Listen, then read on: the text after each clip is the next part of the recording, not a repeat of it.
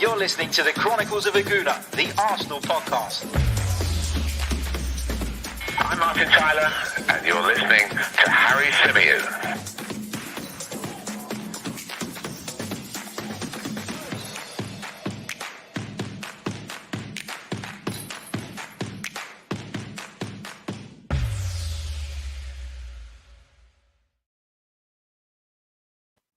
Hello, good afternoon, and welcome back to the Chronicles of a Gooner, the Arsenal podcast brought to you by 90 Min. As ever, I'm your host, Harry Symeou, and on this edition, we're going to be looking ahead to the upcoming Premier League fixture against Wolverhampton Wanderers. Nuno Espirito Santo's side come to the Emirates Stadium this Sunday at 7:15, and it's a kickoff time that hasn't served us well.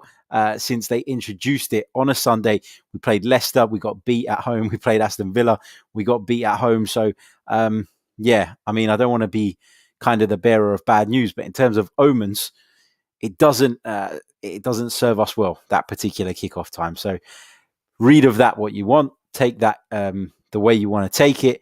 But yeah, Wolverhampton Wanderers come to the Emirates Stadium this weekend. And on this edition of the podcast, we're going to be discussing that game. We're going to be discussing some of the decisions that Mikel Arteta has to make ahead of that one.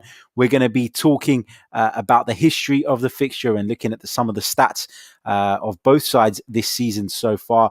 I'm also going to be sharing with you guys how you can get hold of an Arsenal book that is signed by Ray Parlour, how you can get in touch and get yourself one of those, perfect stocking filler for Christmas.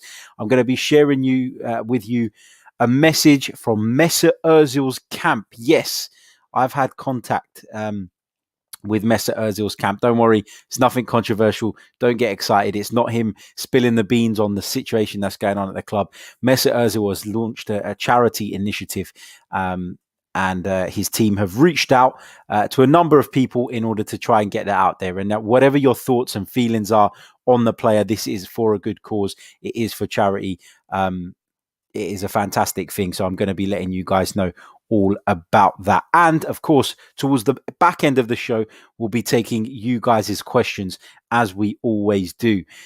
If you're watching on the video, you're probably wondering why I'm not in the studio again. Well, the truth is, I started doing some work in there the other day, and then work got hectic and I've been unable to finish it. So you probably see me sitting at my desk for the last couple of days doing these podcasts. And today I'm in the luxury of the living room, just chilling out ahead of the weekend and what's going to be a busy weekend for me again, no doubt. Right, let's look ahead to the game against Wolverhampton Wanderers. And there are a number of decisions that I feel Mikel Arteta has to make going into this one. What does he do with regards to the system? Now, he made changes against Leeds. We saw him include Joe Willock in the side. He went for a little bit more of an adventurous midfield, looking to get probably extra bodies into those attacking positions. He also made changes in the game against Molde in terms of the system. I thought even the system against Aston Villa was slightly different to what we had seen under Mikel Arteta so far. But what does he do now? Does he stick with that? Does he continue to try and find a way in which Arsenal can add some more creativity to their game, add that extra bit of flair, get more bodies into those attacking positions? Or does he revert back to what, for the most part, has served him relatively well? Now, Wolverhampton Wanderers are a dangerous side. And as was put to me by Alavi, who joins us on the Social Club show, he made a great point when we were chatting the other day, and he said the problem with teams like Wolves is that they're not so bad. Sorry, let me start that point again, because it's a great point. I have to make sure that I get it across in the right way. They're not so good that if they beat you, it is acceptable, but they're not so bad. Is that the one? I've completely lost what I was saying. Yes, right. Sorry, let me go back to that. They're not so good that if they beat you, it's acceptable, but they're not so bad that they can't beat you. So, you know, it's a really difficult one for the manager here. And how does he approach this game? Do you try and take the game to Wolverhampton Wanderers, who we know under Nuno Espirito Santo pride themselves on a strong defensive base, a strong setup, and hitting teams on the counter attack? You know, are they going to do that? we know that they're going to do that. I think it's a pretty safe bet. But how do Arsenal approach it? Do Arsenal look to take the game to Wolverhampton Wanderers? Do Arsenal look to play that slightly more cautious approach and hope that when the opportunities do come along, because there's not been anywhere near as many as we'd like, but opportunities have come along in some of the games that we failed to pick up results in. We've just not been able to take those opportunities and subsequently get the results we need. So it's going to be interesting to see what he does there. We don't know for sure whether Thomas Partey will be available. Still no news on that. We know that Bukayo Saka will return after he picked up a knock in the game against Leeds. Willian is being assessed, so we're not sure what the deal is with that. David Luiz, of course, went off in the game against Molde. After taking a knock to the head. We don't know if he'll be back for that one. Will he start at centre-back? Will he come back into the side as he so often has when fit under Mikel Arteta? All of that remains to be seen. So it's going to be a little bit difficult on this week's preview show to try and predict Mikel Arteta's starting 11. But in terms of some of the decisions he has to make, up front is the big one for me. Does he persist with Pierre-Emerick Aubameyang through the middle? It didn't really work at Leeds United, despite lots of people calling for it in recent times. Does Alexander Lacazette play through the middle? Do any of the young guns get a run out after their performance in Molde the other night? Is Reiss Nelson somebody that could potentially come into the team? Reiss Nelson played really, really well out there. And with Willian potentially out, it could be an opportunity for Reiss Nelson to come into the side. Of course, Pepe suspended as well. So Mikel Arteta may look to turn to some of those players. Will Joe Willock get another run out? I don't know. So many decisions for Mikel Arteta to make. And obviously with Mikel, it's been a little bit difficult at times to predict what he is going to do exactly. He's, as I said, changed systems recently, then changed it to other things. He's made team selections that many of us have been sort of surprised by. I think in the midfield, if Thomas Partey's fit, Thomas Partey plays. I don't think there's any doubt about that. Dani Ceballos, for me, is likely to play as well. So as I said, tons and tons of difficult decisions for Mikel to make in the lead up to this game. What did you guys make of Alexander Lacazette in that deeper role against Molde? Let me know your thoughts in the comments. I've heard people saying that they'd like to see Mikel try that with Pierre-Emerick Aubameyang, just that little further bit forward.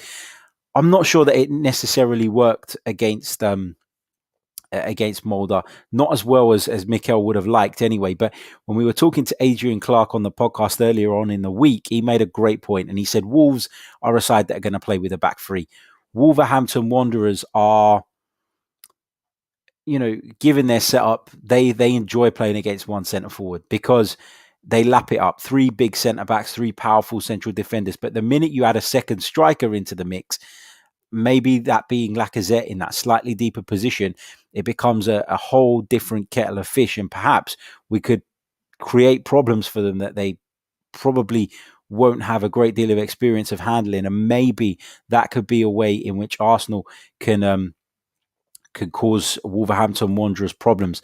The downside of that is that, of course, playing with the two centre forwards, it weakens you in the centre of midfield. I thought that with Granit Xhaka playing in there alongside Joe Willock against Molde, it was okay against Molde, but I don't think you'll get away with that in games against better opposition. I think that Granit Xhaka's lack of mobility means that he can't really be part of a midfield two, in my opinion. If Dani Ceballos and Thomas Partey are available, that could work, maybe, potentially.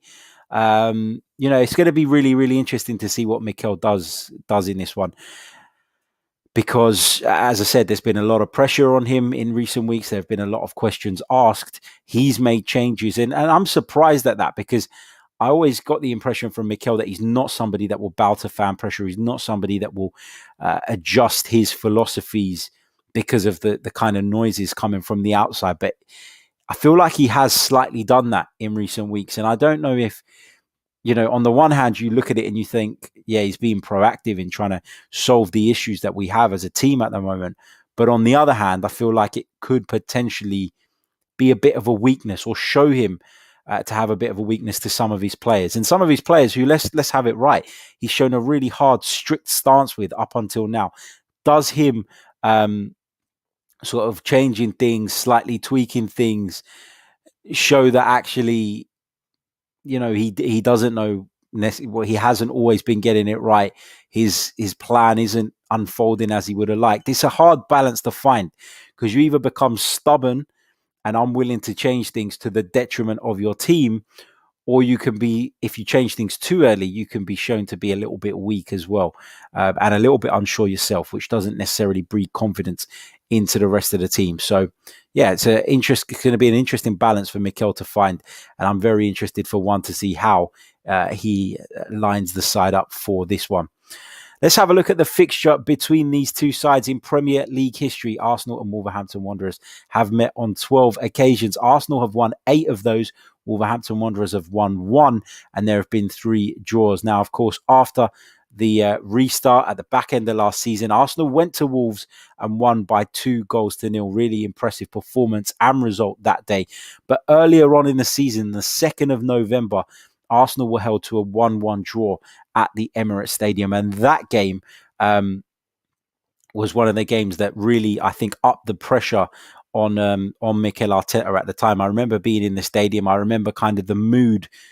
Mikel Arteta, I say Mikel Arteta, I mean Unai Emery, you know what I mean. The mood really changed that day. And it was one of the games that kind of built up towards Unai Emery's sacking. It was a really bad performance that day. Wolverhampton Wanderers were the better side. And there was a combination of things when you looked at that team that just weren't right. It looked as though Unai had lost the dressing room. And so Wolves were partly responsible actually for driving the club towards the sacking of Unai Emery. So taking that into account, it's going to be a difficult game, for all sort of the criticism that Wolves have received for maybe not being able to maintain the standards that they showed during periods last season and the season before. They're still a very good, capable side with a very very pragmatic boss in Nuno Espirito Santo.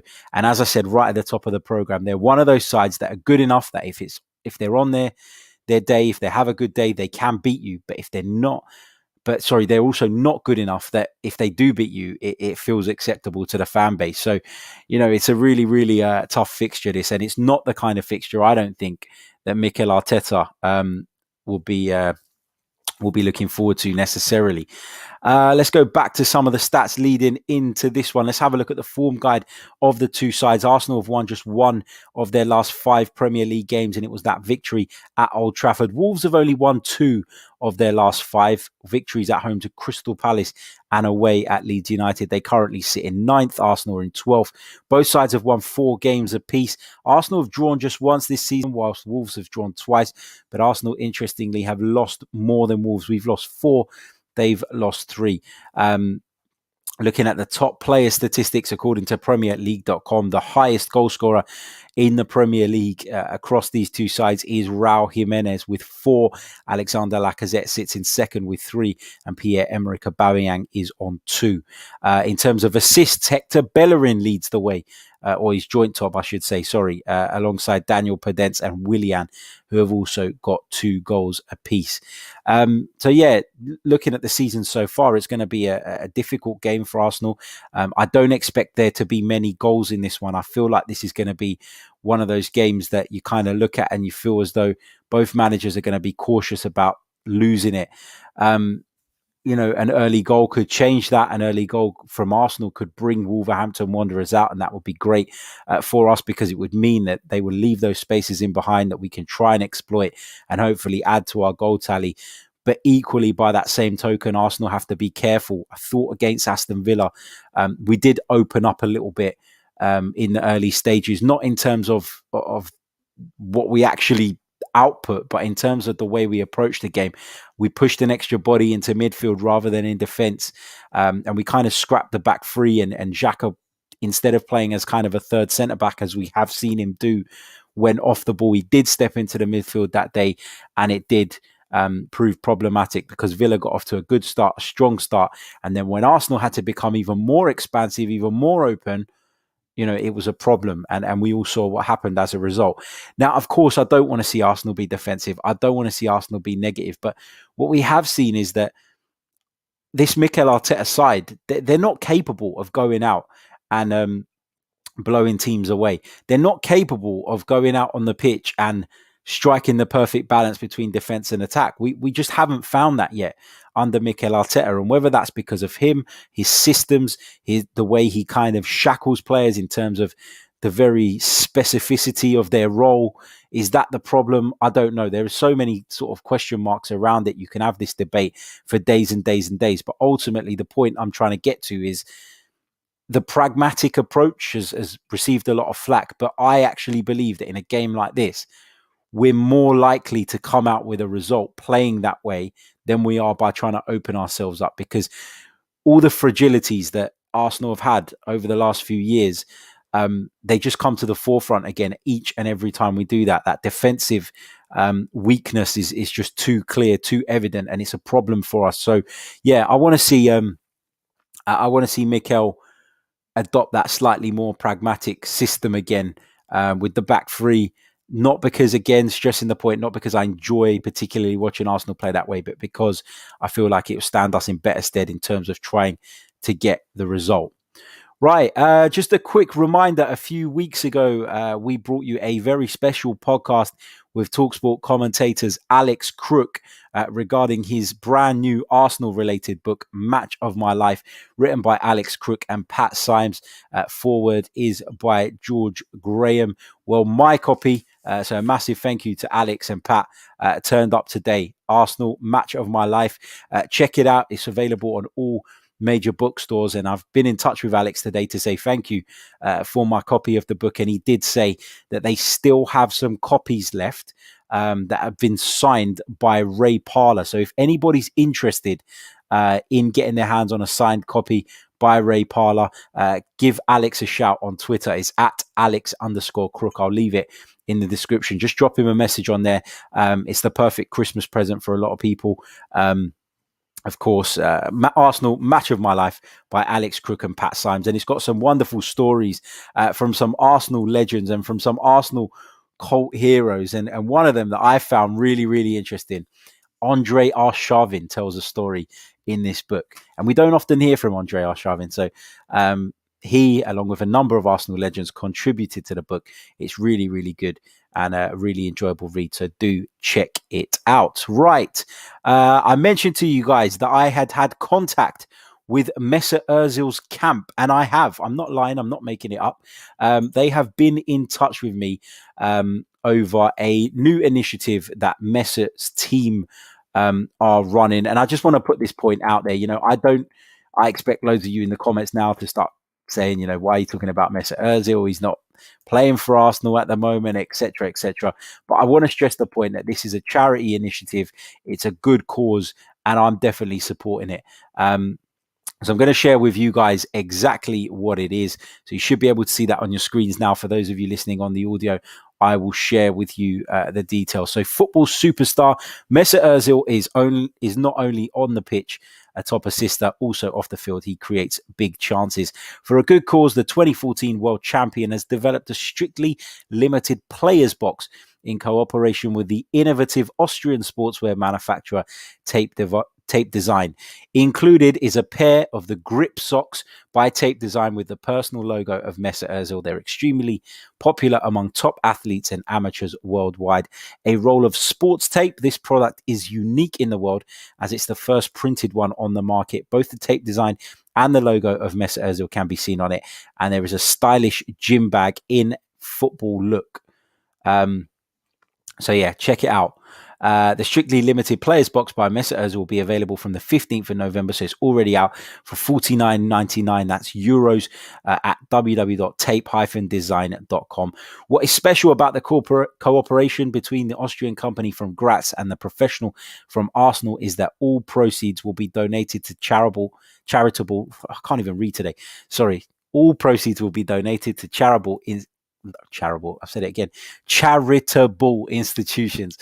Tape design boss Mario Offner. Mesut is known for his big heart and his social commitment. It was very important to him that the income generated by the players box goes to people who need help. It was a matter, of course, for tape design to support Mesut in his great plan. Mesut said, I really enjoyed developing these products with tape design.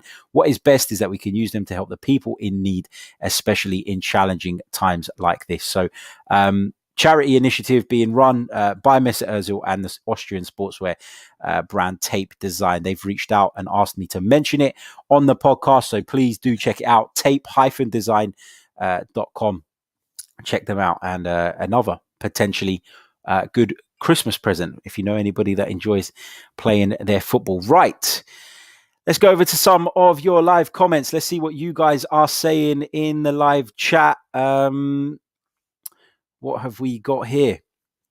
Just scrolling through, going to pick out a few comments before we finish up on today's stream. Tayyib Hussein says, Harry, do you think Pepe will improve his performances after playing well in last night's Europa League match? I did think he played well last night. I also advise caution because of the level of the opponent, though. I've always maintained this. I feel like Nicolas Pepe has those brilliant moments in him, but it's about getting them out of him regularly. And it's about providing the platform on which he can do that and build his confidence, because he looks really downbeat at the moment. The way he walks around the pitch, the way he carries himself, he looks like a beaten man. And I want to see Mikel Arteta find a way of getting Nicolas Pepe playing with a smile on his face. Look, do I think he's the world's best player? No. Do I think he was worth £72 million? Probably not. But at the end of the day, he's our player now. We've got him. The club have made a huge investment in him. And it's not as though I sit there and I look at Nicolas Pepe and think he's got absolutely nothing. There is talent there. Let's try and find a way to get it out of him. And ultimately, that's Mikel and his responsibility. So fingers crossed, the red card will be a bit of a kick up the backside for Nicolas Pepe, and he can turn things around and get back on track. Delinga, with regards to the approach that Arsenal should take against Wolverhampton Wanderers, he says we should approach the game with the same gusto in the way we did with the Man United game. To a degree, I agree with you, because that is kind of that first half at Old Trafford is what I want to see from Arsenal. But I also have to think about the fact that Man United weren't very good that day, as well as Arsenal being good. And, does it leave us too exposed? I don't know. I feel like at a time where we're losing games, we should have lost the Leeds game. We were lucky to get away with that. We lost against Villa. We've been on a bit of a bad run. I feel like stability needs to be the priority again here before we can then build on again. It's about steadying that ship again before going off on a sail again. That's kind of how I see it. John P says, if we play three at the back, how would you feel giving Nelson a run in Bellerin's role? I wouldn't be up for that, to be honest with you. And I'll tell you why. Because for me, the whole point of playing with the three at the back is so that it can become a back five when we're out of possession. And when we are under pressure, having that back five just adds that little bit more steel. And then you'd be asking Reiss Nelson to defend. And I don't think Hector Bellerin's been bad lately. A lot of Arsenal fans get on his case. A lot of Arsenal fans, I would say, have an agenda against Hector Bellerin. They're always looking to dig him out. But for me, actually, Hector's done pretty well for the most part of this season. So for me, I don't think that's a position that there should be any movement in. I've heard people say that Ainsley Maitland-Niles should be playing at right back or at right wing back. But for me, Bellerin's done a decent job. And so why would you change him? So no, not for me, John. But thank you for your question, mate. Callum Ferguson says, evening, Harry, the midfield battle is crucial on Sunday. Do you agree? Absolutely. Wolverhampton Wanderers with the likes of Neves, Moutinho, whoever it's going to be in there alongside people like Dendoncker, they mix the physicality and the technical ability really well. Nuno Espirito Santo's always managed to find a really good balance in there. And that a lot of that balance comes from his back three, because he provides that stable setup. He then allows those midfielders to have a little bit more freedom. And we've seen them cause a lot of teams problems since they were promoted back to the Premier League. So, yeah, midfield battle is crucial. And Wolves will certainly be on top of their game in that department. So it's important that we are too. Kasim Khan says, personally, I would play the youngsters because they have played together for a long period of time. So they have the chemistry and they can gel and will be able to score more goals. I think that probably some of the youngsters are knocking on the door now. And given the bad performances of Willian lately, the fact that Lacazette's not really doing it, the fact that Pepe is suspended, I assume that those knocks on Mikel Arteta's door are getting louder and louder. The problem here is that you've always got to take into context the opponents that you're seeing them do it again against in the Europa League. Prime example is Joe Willock, who's been sensational in the Europa League so far this season. He's been really, really good. But then you chuck him in the game against Leeds United and he doesn't look the same player. That's not because Joe Willock is crap or because Joe Willock should be binned. He's absolutely a player on the development path still, but there's a massive step up in quality between the Europa League group stage and the Premier League. And I just think that we have to take that into consideration when assessing and judging whether these guys are actually ready to play in the league regularly. Let's see. Manas says, Xhaka chasing Traore. Let's talk about nightmare scenarios. Absolutely. Rashid says, I genuinely think that Arteta doesn't want to play the way we're playing at the moment. Yeah, I agree. I've said it time and time again on this podcast. I don't think that Mikel goes to bed at night and dreams of playing the way that his Arsenal team are currently playing. But he's doing what he feels is the right thing in order to enhance our chances of getting results, because ultimately it's a results business and Arsenal need to get back in the Champions League. They need the finances that come with that. They need the status that comes with that. So he's just trying to get to the destination, and that destination is the Champions League. How he goes about it, I don't think he really cares at the moment. I think in his mind, it's about getting those results. He's a lot more pragmatic. He's a lot more results driven, I would say, than people probably expected him to be, because I think a lot of people thought he was going to come in, be Pep 2.0. He might dress like him. He might carry himself like him. But in terms of his management style, it's very, very different. Big hello to Andy Papa Giorgio. How you doing, mate? Welcome to the stream. He says, do you think he'll go back to Oba out wide or do as he did at Leeds and play through the middle? I feel like the way he spoke in the game, in the lead up to the Leeds game, actually, and I'm talking about the pre-match interview he gave by the side of the pitch, where he said that Oba's natural position was to play from the left. I think that suggests to me that in Mikel's mind, Aubameyang is better off playing from the left, and that's where he can be most effective. Look, a lot of us called for him to be moved back down the middle, but that's pointless if he's not going to get, if he's still not going to get the service, if he's still not going to get the chances, and still not getting the positions from which he can influence the game. So for me, I would, if it was me personally, I'd probably move him back out wide. I think that Mikel Arteta will probably do that as well, and I think that you'll see somebody else at centre forward, whether that be Alexander Lacazette or Eddie Nketiah. I'm not 100% sure, but I do think that Mikel's sort of lean would be to kind of to move him back to that position. I think you'll see that before too long. Thank you for your question. Let's see what else we've got here. Just scrolling through, let's see what we can say. Anurag says 90-min gas tank waiting, Harry. Yeah, check it out. I was on the preview show for 90-min, where we looked ahead to the game against Wolverhampton Wanderers, had a good little discussion about that and where Arsenal are at the moment. We also looked ahead to the games between Chelsea and Spurs, and of course the game between Southampton and Manchester United also taking place this weekend. So head over to 90min, our new partners. On their YouTube channel, you'll find this week's edition of the Fans Preview, sponsored by Virgin Media. Really, really good show. Let's see what else you guys are saying. Kasim says, do you think Arteta will give Balogun a shot now that Eddie and Lacazette are not scoring? No, I don't. I don't think that Balogun will play in the Premier League. And come on, let's I'm excited by the prospect of Balogun from what I've heard about him, from what I've seen of him in terms of clips and stuff. Obviously, I'm excited by it, the prospect of him and what he could become. But let's not kid ourselves and say that he's the finished article, because he's not. He scored a goal in the Europa League. It was a really nice touch, turn and shot. Keeper should have saved it, in my opinion. He was slightly fortunate that he went in. That's not to take anything away from him. It's a lovely night for him. His first Arsenal goal, etc., etc. Delighted for the lad. But I don't think that he's ready for the Premier League yet. And I don't think that Mikel Arteta, more importantly, feels that he's ready for the Premier League yet. So I don't expect him to feature in the game this weekend. Let's see what else you guys have got for us. Just having a look through your comments. Topher says Arteta knew it was an uphill battle. He just didn't know he was starting underwater at the bottom of the hill. Yeah, agreed. Let me give you guys what my starting lineup would be. Then kind of based on the discussion that we've had.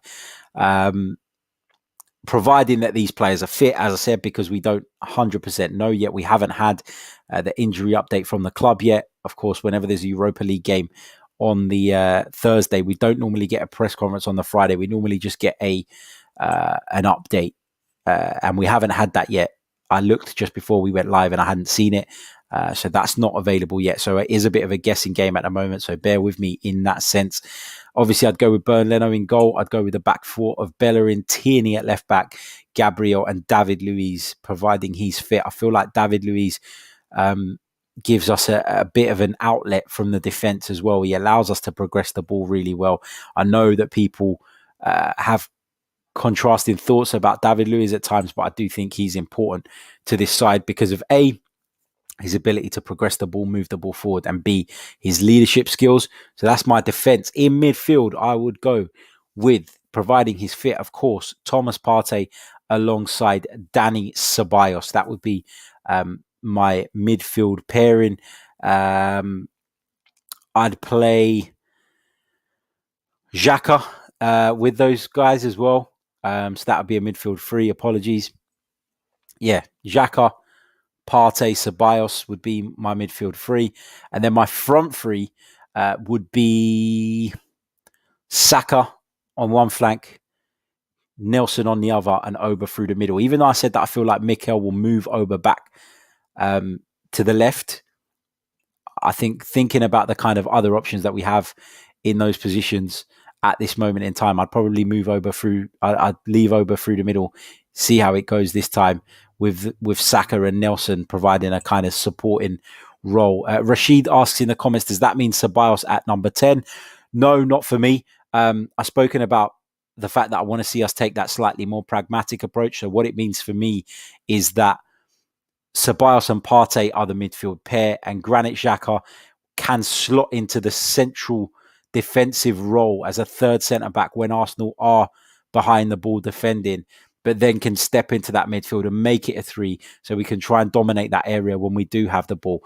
That's why I pick Xhaka in the side quite often, because he gives you that ability to switch things in game. He's a bit of a hybrid at the moment, or he has become a bit of a hybrid under Mikel Arteta, playing not only a central midfield role, we've seen him fill in at left centre-back at times, at left-back even at times.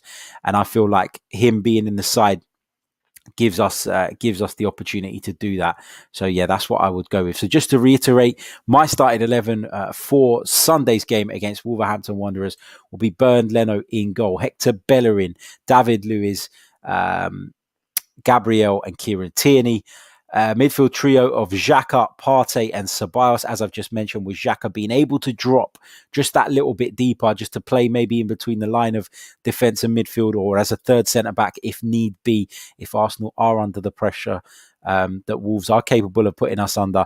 And my front three would be Saka on the left, Nelson from the right, and Pierre-Emerick Aubameyang through the middle. That is my side, not the side that I necessarily think Mikel will go with. So I just need to make that clear. Big hello to Kevin Campbell, former Arsenal man. He says, hope you're well, Harry. Keep up the great work. Thank you, Kevin, mate. I hope you're well too. And I look forward to catching up with you very, very soon. Yeah, hope you're well. Love to the family, man, and all the best. Right, that brings us to the end of this week's edition of the Premier League Preview Show. It's Arsenal versus Wolves this Sunday from the Emirates Stadium at the dreaded 7:15 p.m. kickoff time. Fingers crossed we come out of it with all 3 points and we can start to get back on track. Don't forget to hit the like button if you haven't already. Smash the subscribe button too if you're new. If you're listening via the audio platforms, leave us a review and subscribe, of course, to 90 Min as well, our new partners. Big thank you to 90 Min, and you can see that they've given us some incredible support. So make sure you head over, check that out. As I mentioned, the fans preview show over on 90 Min is out now for this weekend, which I feature on, so go check it out. And we have a pretty in-depth discussion on there about the game coming up at the weekend. So do check it out. Thank you all very much, and we'll be back very soon. Until then, take care. Cheers.